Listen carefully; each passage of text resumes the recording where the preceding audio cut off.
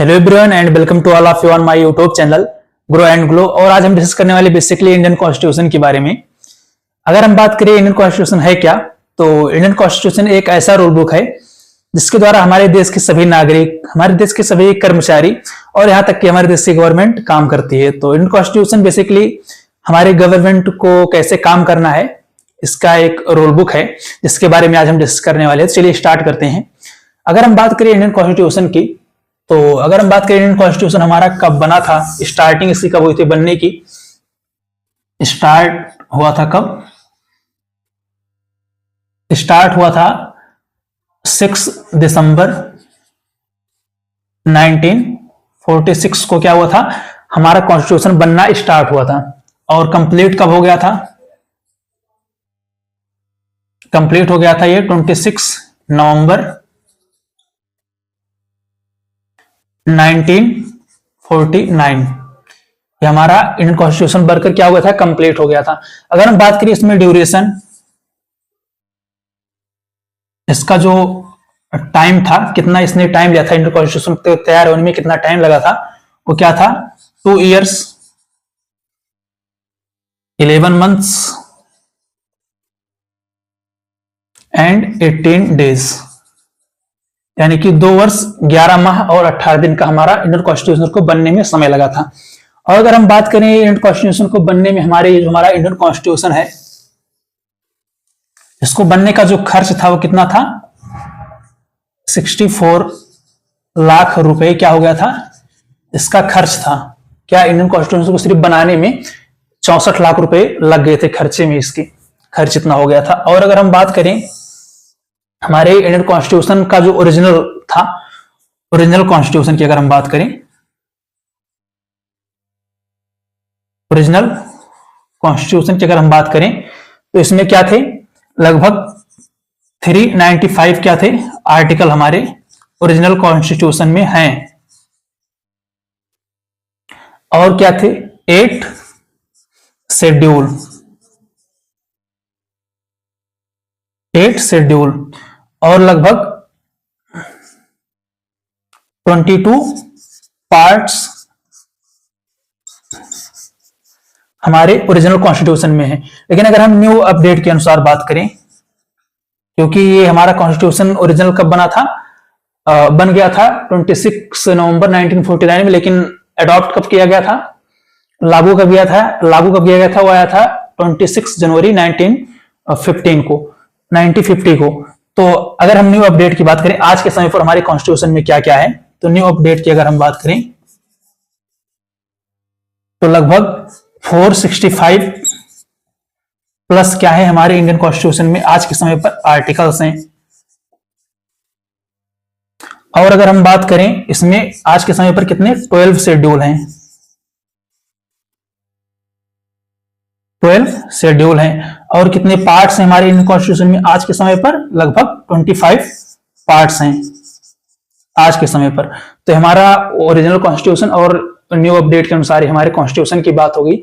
और देखिए अगर हम बात करें इंडियन कॉन्स्टिट्यूशन का, जो इसमें लगभग 8 कमेटी थी, और 8 कमेटी में लगभग जो सबसे हेड मेन कमेटी थी वो थी ड्राफ्टिंग कमेटी।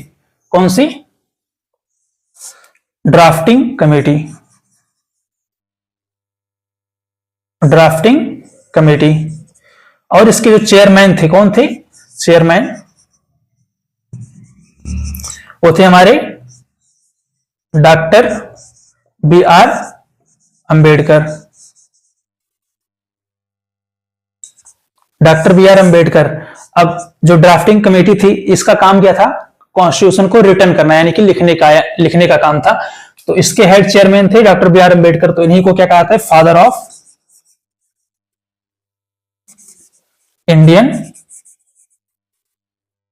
कॉन्स्टिट्यूशन, यानी कि हमारे संविधान का जो पिता कहा जाता है वो कौन है, डॉक्टर B.R. अंबेडकर को हमारे संविधान का पिता कहा जाता है। और देखिए इस कॉन्स्टिट्यूशन जब हमारे बनने की बात हुई तो सभी लोग कह रहे हैं कॉन्स्टिट्यूशन बनना चाहिए, लेकिन कॉन्स्टिट्यूशन बनना है ठीक है, लेकिन उसके लिए कुछ सभा की भी आवश्यकता होती है। तो कॉन्स्टिट्यूट असेंबली जो थी उसकी मांग किसने की थी, B.N. राव ने। किसने की थी, B.N. राव ने क्या किया था, कॉन्स्टिट्यूएंट असेंबली की मांग किसने की थी? वीएन रॉय ने। कब की थी? 1934 में। सभी लोग कह रहे हैं कि कॉन्स्टिट्यूशन बनना चाहिए, लेकिन कहां बनना चाहिए, इसकी जो सबसे पहले मांग की थी किसने की थी? वीएन राव ने 1934 में की थी। और अगर हम बात करें, देखिए हमारे कॉन्स्टिट्यूशन में फंडामेंटल राइट्स हैं। हमारे कॉन्स्टिट्यूशन में लगभग 7 फंडामेंटल राइट्स थे, लेकिन आज के समय पर कितने हैं? 6 फंडामेंटल राइट्स हैं। 44वें संविधान संशोधन के तहत 6 ही हमारे फंडामेंटल राइट्स हैं। तो इसको भी हम देख लेते हैं। अगर हम बात करें, पहला जो हमारा राइट्स है, फंडामेंटल राइट्स, वो है राइट टू इक्वेलिटी, यानी कि हमारे कॉन्स्टिट्यूशन में सभी को समानता का अधिकार है। किसका अधिकार है? समानता का अधिकार। हमारे कॉन्स्टिट्यूशन में सभी लोग क्या हैं? समान हैं कॉन्स्टिट्यूशन के अनुसार। और second is right to freedom, हमारे देश में सभी को स्वतंत्रता का अधिकार है। हम अपने देश में कहीं भी टहल घूम सकते हैं, किसी पर कोई भी रोक नहीं है।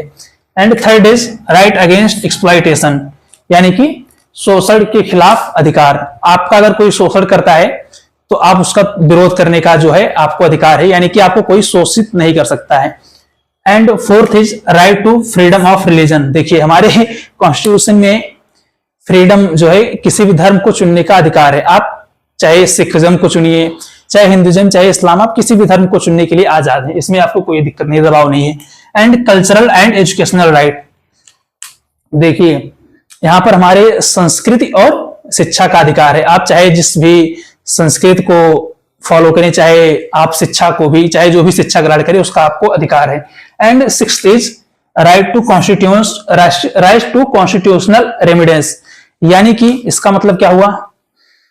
संवैधानिक उपचार का अधिकार। अगर आप किसी भी गवर्नमेंट जॉब में जाते हैं और वहां पर आपको किसी भी आपके जाति, आपके धर्म के अनुसार आपको रोक लगाया जा रहा है कि नहीं, तुम इस जाति के हो, तुम इस धर्म के हो, तुम्हें यहां पर नहीं आना है, तो आप क्या कर सकते हैं? आप वहां पर कोर्ट में अपना केस लेकर जा सकते हैं, वहां पर आपकी सुनवाई होगी। तो ये राइट टू कॉन्स्टिट्यूशनल रेमिडीज है। और इसके ये हमारा फंडामेंटल राइट्स हो गए। और हमने जो भी कॉन्स्टिट्यूशन के बारे में थोड़ा बहुत डिटेल में नहीं, लेकिन हमने कुछ तो डिस्कस किया ही है। तो नेक्स्ट पार्ट में हम और डिटेल में डिस्कस करेंगे। Till then take care, good bye, जय हिंद।